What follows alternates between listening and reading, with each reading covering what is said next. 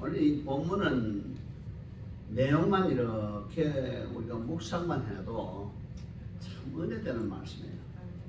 정말 인생의 답이 여기 있구나, 내 문제들의 모든 답이 여기 있구나 할 정도로 명확한 답을 제시해 주고 있습니다.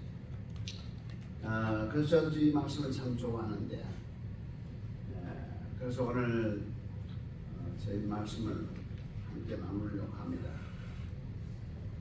우리가 인생을 살아가면서 성공도 하고 실패도 합니다.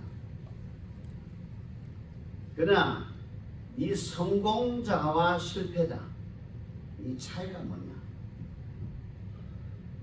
다 똑같이 고난도 당하고 실패도 하고 다 그런 과정을 겪어나는데, 그 중에서도 성공한 사람이 있고 실패한 사람이 있고 똑같이 그 과정을 겪어요.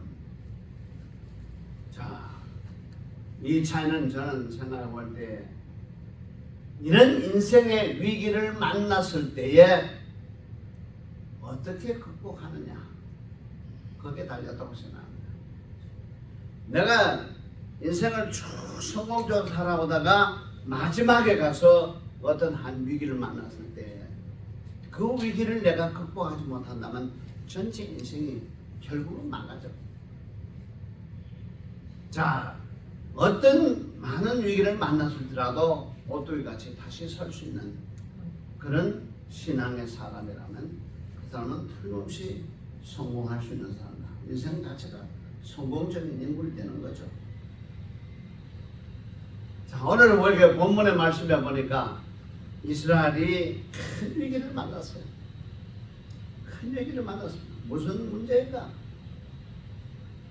그 당시에서는, 지금은 뭐 전 세계의 강대국이 미국이고 뭐 소련이고 중국 합니다만은, 그 당시에 이스라엘 주변 국가 중에서 가장 힘이 세던 나라가 블레셋 나라입니다. 이 블레셋 나라가 이스라엘을 치겠다고, 전쟁을 하겠다고 이 블레셋 나라가 이스라엘을 찾아 올라온 겁니다. 군대가 지금 올라왔어요. 자, 올라온다는데 7절의 말씀에 보니까 분명히 어떻게 했냐면, 이스라엘 백성들이 블레셋 사람을 마지막 부분에 가서 보면 두려워하여, 블레셋 사람이 올라온다는 건 그 내용을 알고는 벌벌 떤 거예요. 벌벌 떨었어. 왜? 전쟁에 실패하면 포로도 잡혀러 갈 수 있고 내 재산이고 모든 걸 싹 다 잃어버리잖아. 때로는 생명까지 다 잃어버리잖아. 벌벌벌 떤 거예요. 왜냐면 워낙 강대국이니까, 비교가 안 되니까. 자, 이렇게 벌벌 떨고 정말 어찌할 바를 모르고 이런 때에, 그런데 오늘 이 말씀을 읽다 보면 참 재미나는 것이요, 여기서도 분명히 벌벌 떨었어. 전쟁 아주 그냥 벌벌 떨었습니다. 그런데 11절에 가서 말씀해 보게 되면요, 우리 11절을 한번 이제 참고합니다. 이스라엘 사람들이 미스바에 나가서 블레셋 사람을 따라 벳갈란에 이르기까지 쳤더라. 블레셋 사람을 이스라엘 백성들이 벌벌 떨고 있던 이스라엘 백성들이 블레셋 사람들 이긴 겁니다. 그것도 도망가는 걸 쫓아가면서 이사 죽기까지 한 거예요. 끝까지 쫓아가면서 아주 코를 던질래요. 자, 놀라운 일입니다. 우리가 세상 살아가면서요, 내가 어찌할고 도저히 감당할 수 없다고 하는 그런 위기를 만날 때 많지 않습니까? 근데 우리가 그런 위기를 만났을 때 우리가 절망하지 말아야 할 성경의 위로가 어디 있냐? 여기 있습니다. 성경의 위로가 여기 있습니다. 도저히 게임이 안 되는 거야. 비교가 안 돼서 벌벌 떨었는데, 아주 이제는 목숨까지도 이제 다 날아갈 판인데, 근데 성경은 보니까 처음에는 그랬는데 이겼어. 도대체 무슨 비결이냐 이 말입니다. 여러분들이 너무나 잘 알고 성경 속에서 너무나 명확하게 밝혀놨지만은 우리는 이 말씀을 다시 한번 생각해 볼 필요가 있습니다. 생각해. 이겼어. 어떻게 이겼냐?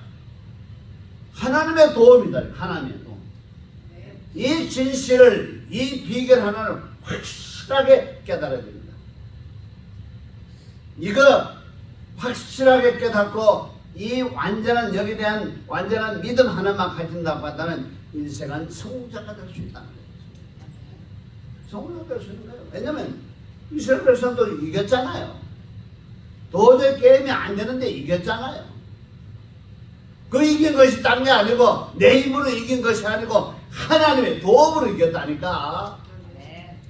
내가 연약하고 내가 부족하고 내가 연약하지만은 내가 세상 살아갈 때 위기를 만났을 때 하나님이 아무리 게임이 안 되는 게임을 할지라도 하나님이 도와주시기만 한다면 우리는 이길 수 있다. 승리할 수 있다. 그 말씀입니다. 이길 수 있다. 믿음이 없니까? 확신이 없니까? 여기 가르쳐줬어. 그러면 하나님이 도와주면 이긴다고 하는 사실은 분명한 사실이야. 그러면 승리는 누구의 것입니까? 승리는 굳혀놓은 거예요. 굳혀놓은데 뭐가 문제냐? 그 다음번에 하나님이 이런 상황에서 어떻게 해서 이스라엘 백성들 도와가지고 승리로 이끌어 주었냐 이 말이에요. 오늘 이 본문에서 나는 두 가지를 봅니다. 첫째는 뭐냐? 회개입니다. 6절의 말씀에 보게 되면 이스라엘 백성들이 미스바에 모였을 때에 그들은 금식하면서 사모를 중심해서 거기에서 뭐라고 했습니까? 하나님 우리가 범죄하였습니다. 오늘 이 위기를 만난 것은 내가 범죄했기 때문에 하나님한테 범죄했기 때문에 범죄한 원인 때문에 내가 이런 위기를 만났다. 고백을 합니다. 우리가 회개하는 것도 참 중요한 우리가 정말 진실된 마음으로 하나님에 대해 잘못을 고백한다고 하는 것은 굉장히 중요한 거예요. 하나님의 고백을 스스로 마음속에서 우러나는 마음으로 정말 고백을 합니다. 자, 오늘 여기 말씀해 보니까 사무엘이 이스라엘 백성들이 하는 말씀에 사무엘 선지자님은 여기에 전쟁에 동참하지 마시고 우리를 위해서 제단을 쌓고 우리를 위해서 기도해달라고 불짓고 기도해달라고 부탁이 그거예요. 오늘 여기서 우리가 참 굉장히 우리에게 하나 주시는 메시지는 뭡니까? 목회자들의 기도. 목회자는요 다른 것보다도 신자들을 위한 중보 기도하는 거 굉장히 중요합니다.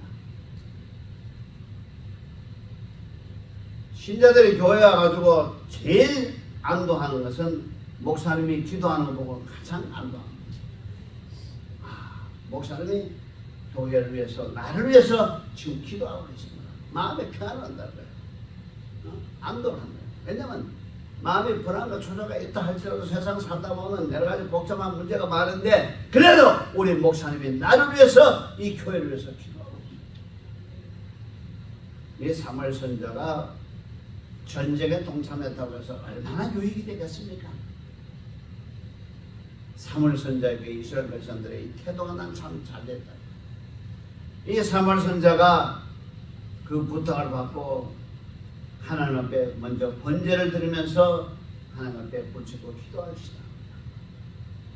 여기 8절 9절에 가서 말씀은 사무엘이 젖먹는 어린 양을 취하여 온전한 번제를 여호와께 드리고 여기 보니까 젖먹는 어린 양을 취했다고 해서 젖먹는 어린 양. 젖먹는 어린 양은 아무 때가 아주 정결합니다. 더러운 게 없습니다. 아주 아주 정결합니다. 이 제물로서는 가장 합당하다고 생각해요. 젖 먹는 어린 양을 제물로 취해서 하나님 앞에 온전한 번제를 드렸다. 자, 하나님 앞에 죄에 대한 제물을 하나님 용서받는 그 제물을 하나님 앞에 드렸습니다. 그리고 이스라엘 백성들을 위해서 기도하기 시작했습니다. 오늘 그러면 오늘 여기서 우리가 생각해야 될 것은 뭐냐면, 오늘 우리는 인생의 위기에서 각종 그 문제를 해결하는 데 있어 가지고 우리가 첫 번째 해야 될 것이 뭐냐? 이스라엘 백성들이 회개한 같이 사무엘 선지자가 젖 먹는 어린 양을 제물로 바치듯이 우리는 하나님 앞에서 내 죄를 하나님 앞에 정말 진정한 마음으로 드리는, 깨끗하게 하나님 앞에 회개합니다. 신앙생활에서 가장 중요한 것은, 하나님과의 관계에서 가장 중요한 것이 뭐냐? 가장 중요한 것은 내 자신이 깨끗한 거예요. 내 양심이 더러워지면 성령의 능력도 안 들어옵니다. 왜? 막혀버려요. 그러니까 먼저 우리는 내 양심을 깨끗하게, 회개는 또 하고 또 합니다. 회개 어제 했지만 하나님 아버지, 오늘 또 아침에 내가 혹시 내가 마음으로라도 하나님 알게 모르게 내가 죄 지은 거 있습니까? 깨닫게 해주십시오. 그리고 하나님 앞에 하나님의 깨달음을 주시면 그거 가지고 또 회개하는 겁니다. 그렇게 하는 회개의 내 삶이 내 자신을 계속 깨끗하게 씻어나가는 거예요. 씻어나가는 거예요. 그래 우리가 하나님의 말씀을 상고할 때도 하나님의 말씀에서 깨달음이 오면, 아, 내 잘못이었구나. 말씀은 거울과 같아서 내 영적인 얼굴이 더러워졌는지 안 더러워졌는지 우리한테 밝혀주니까 그걸 통해서 발견하고 회개하는 거예요. 내 자신을 또 회개하고, 그래서 정결하게 깊이 들어가는 것이, 그것이 우리가 하나님 앞에서 복된 삶입니다. 그것이 제대로 안 되고는 하나님 앞에 아무리 부르짖어도 하나님 앞에서 우리가 응답을 받기 어렵습니다. 가장 중요한 것은 그거라고 나는 생각합니다. 자, 두 번째는 여기 말씀해 보니까 이 사무엘 선지자가 하나님 앞에 기도하는데 부르짖습니다. 9절에 보니까 이스라엘을 위하여 여호와께 부르짖으네. 여호와께 부르짖습니다. 기도는 부르짖는 기도입니다. 성경 66권 전체를 봐도 기도는 부르짖으라고 했어요.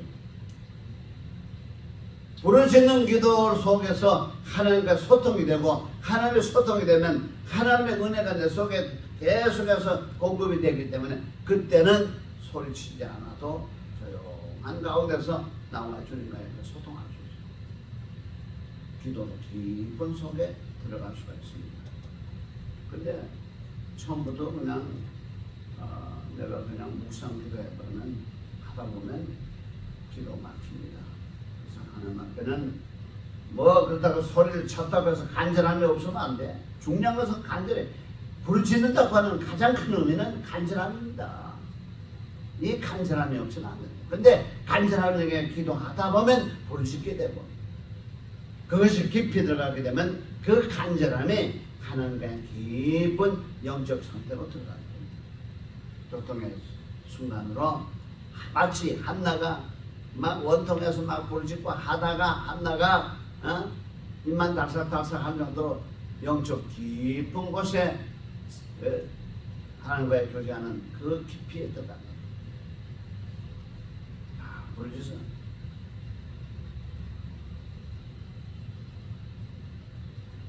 마가복음 10장에 보게 되면 그 소경 바디메오가 예수님이 진행하는 걸 보고 부르짖습니다. 근데 사람들이 뭐냐면, 야 시끄러워, 조용해,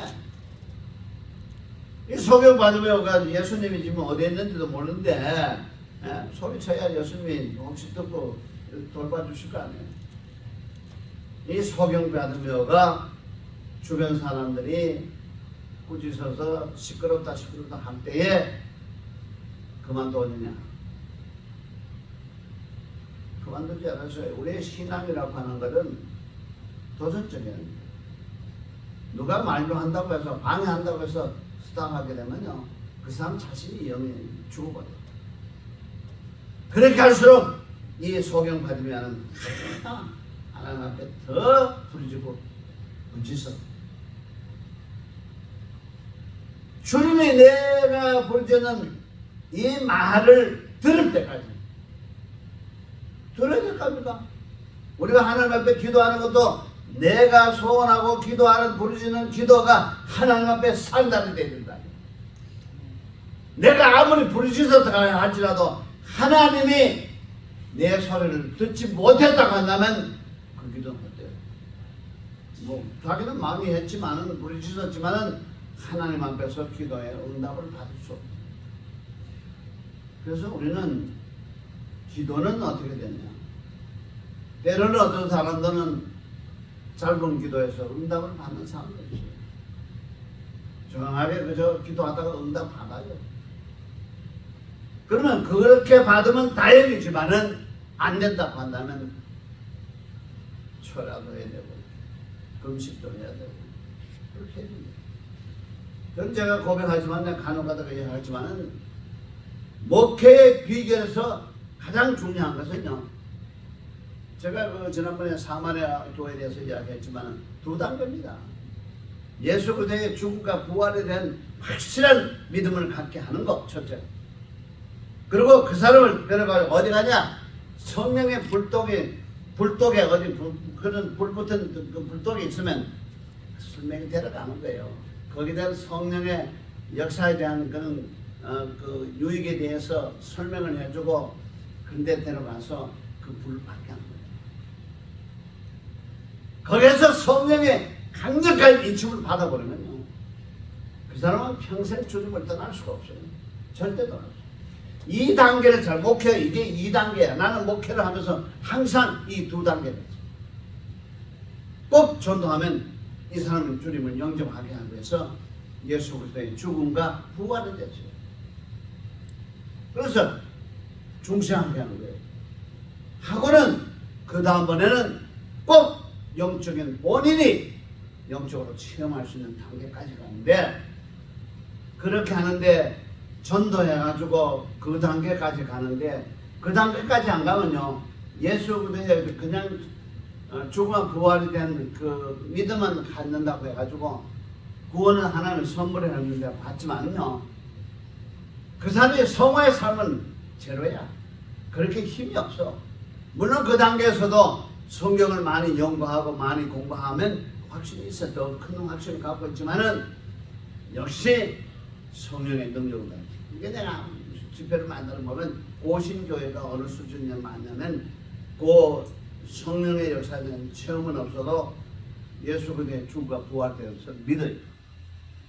그 사람 믿는다고요. 그리고 성경을 열심히 많이 배우기 때문에 이 고신 측의 교육이 심합니다. 아주 강합니다. 교육을 많이 받으니까 이분들이 하나님의 말씀대로 살아야 된다는 것은 또 확고해요. 근데 안 돼. 실천이 안 돼.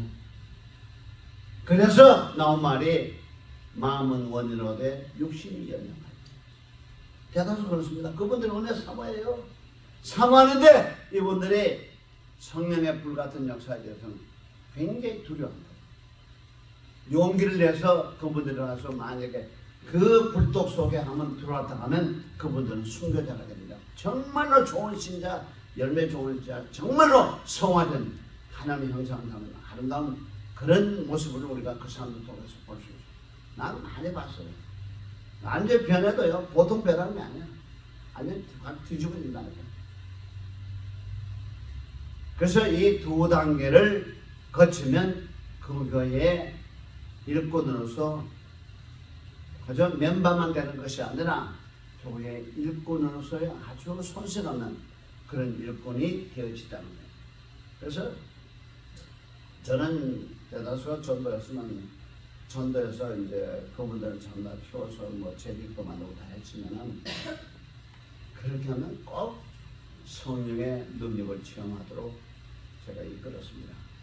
뭐 안 되면 제가 거기를 변들이니까 수원 시내 부흥하는 교회 오토바이 타고 가지고 가더라고 나도 같이 운전 가고 오고.